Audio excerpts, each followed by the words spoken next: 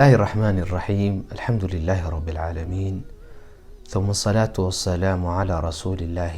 أما بعد، ولا ليال قصد هذا برنامج كيني باكادا بروكو دقن دين تادا إلهي جل وعلا دين تينان سلام كأه معانك بدن قروح ذا بدن أنكو بدبادين الدنيا آخرة وحين وقوت لقلي إن لا إيماننا إخلاص.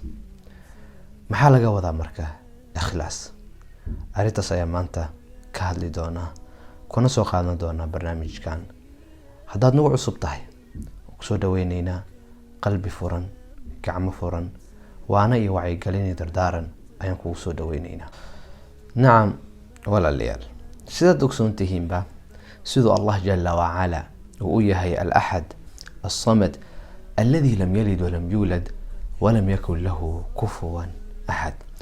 سيدو الله أويهي الله كلي أبوري جنة إيا نار. سيدو الله أويهي الله كلي عنقنا أبوري.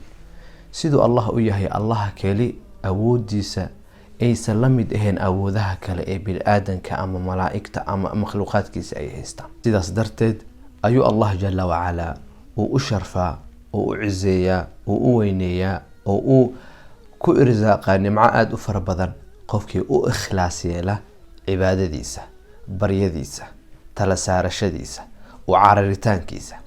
maxaa loo jeedaa marka ikhlaas? ikhlaas waxaa loo jeedaa in Ilaahay jalla wa ala u kaliyeesha awalan cibaadada ayaa ugu horeyso, cibaadada ayaa ugu muhiimsan, cibaadada ayaa ugu weyn, bal waajib ay ku tahay qof walba oo muslim ah in uu la yimaado ikhlaas. ikhlaaska wuxuu ka caawinayaa waxyaalo badan. ikhlaaska wuxuu ka caawinayaa noloshaada oo dhan. لأجل ذلك أن كل ذلك إخلاصك، فعليك بالإخلاص. إله يوم نقو إرزاق إخلاص. إلهي وحن كبرينا وآن لنهي اللهم إنا نسألك إخلاصا وعلما نافعا وعملا متقبلا.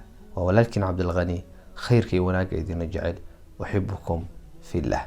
لقيب سوال على هذا سيؤكلي عن إلهي qofkii khayr la doona qofka kale wuxuu leeyahay ajirka qofka kale uu sameeyo asoona wax laga nusqaaminin.